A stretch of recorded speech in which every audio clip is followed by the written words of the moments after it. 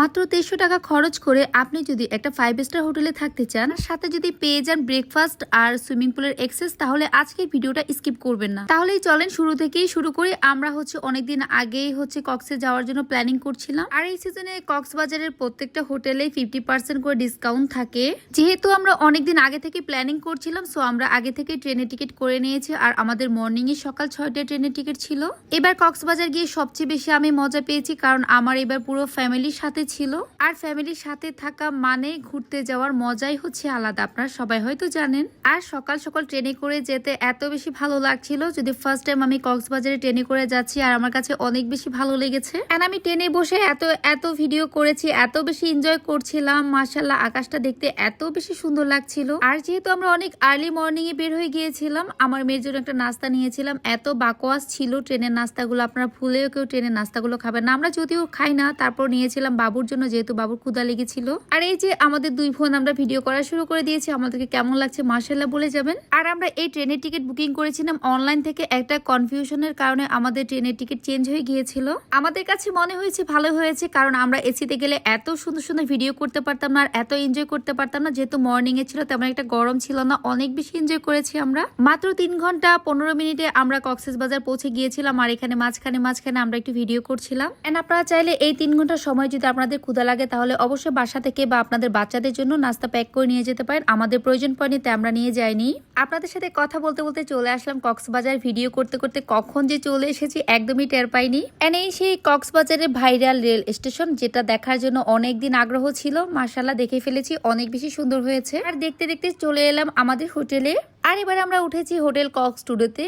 হোটেলে এসে আমাদের বেশিক্ষণ ওয়েট করতে হয়নি, কারণ আমাদের রুমগুলো খালি ছিল, যেহেতু আমরা অনলাইনে হোটেল রুম বুক করেছিলাম। বাকি ফর্মালিটিস গুলো পূরণ করে আমাদের জন্য চলে এসেছিল ওয়েলকাম ড্রিঙ্কস। তো আমরা এই ড্রিঙ্কস নিয়ে একটু মজা করছিলাম আমার ফোনের সাথে, আর মনের মধ্যে তো অনেক বেশি আনন্দ, যেহেতু আমরা হোটেলে চলে এসেছি। আমাদের ফ্যামিলি মেম্বার টোটাল আমরা 8 জন গিয়েছিলাম, যার জন্য আমরা 3টা রুম বুক করেছিলাম। এই রুমটাতে আমি থেকেছি। এই রুমটার প্রাইস পড়েছে 4500 টাকা। আমার বিয়ের পর যখন আমি ফার্স্ট হানিমুনে যাই, তখন আমি কক্স টুডেতেই ছিলাম। দ্যাটস ওয়াই আমি আমার হাজবেন্ডকে একটু মিস করছিলাম, আর আমি একটু ভিডিও নিয়েছিলাম হোটেলে। তবে অনলাইনে হোটেল বুকিং করার কারণে আমরা তেমন একটা ভালো রুম পাইনি। আমার মেজাজ অনেক বেশি খারাপ ছিল। আমি তাদেরকে বলেছিলাম আমার রুমটাকে চেঞ্জ করে দেওয়া যাবে, তারা সেকেন্ড টাইম আমাকে আর কোনো কিছুই বলেনি।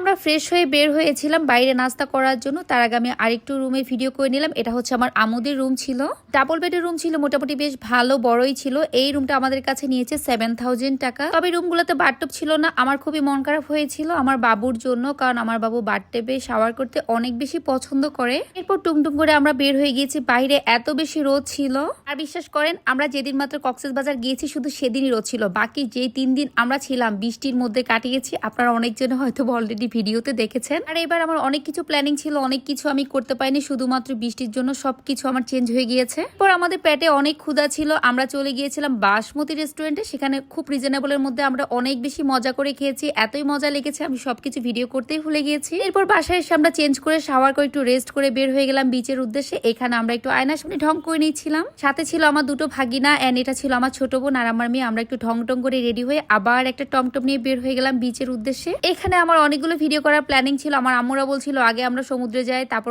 তোর ভিডিও করিস। দেন আমার ভিডিওগুলো করা হয়নি, কারণ আমার বালি শুকনা থাকা প্রয়োজন ছিল, কিন্তু আমি সেই ভিডিওগুলো করতে পারিনি। অনেক বেশি কষ্ট লাগছিল। যাই হোক, তারপর অনেক বেশি মজা করেছি আমরা আলহামদুলিল্লাহ। এখানে আমাদের একটা মিস্টেক ছিল, যেটা আমরা আগে ওয়েদার আপডেট দেখে যাইনি, তাহলে হয়তোবা এই বৃষ্টিটা আমাদের পোহাতে হতো না। আপনারা অবশ্যই কক্সবাজার যাওয়ার আগে ওয়েদার আপডেট দেখে তারপরেই যাবেন। এটা ছিল আমার Cox's Bazar first day video. First day আমরা অনেক বেশি ভিডিও করেছি, আর আমি ট্রাই করেছিলাম ছোট করে ভিডিও করার জন্য, বাট অনেকগুলো ভিডিও করার কারণে যতই ট্রাই করছি ছোট করার জন্য, কোনোভাবে ছোট করে দিতে পারছিলাম না। যেহেতু আমরা পুরো পরিবার এসেছি, যার জন্য চেয়েছিলাম কোনো ভিডিও যাতে স্কিপ না হয়, এই জন্য আমার ভিডিওটা একটু বেশি বড় হয়ে গিয়েছে। মূলত আমি যাই ভিডিও করেছিলাম শুধুমাত্র এখানেই শান্তি মতো ভিডিও করতে পেরেছিলাম। এরপর আমার কোনো ভিডিও ভালো করে করতে পারিনি। এরপরে যে দেখেন আমার পাকনা বুড়ি বালুর ভর্তা করছিল।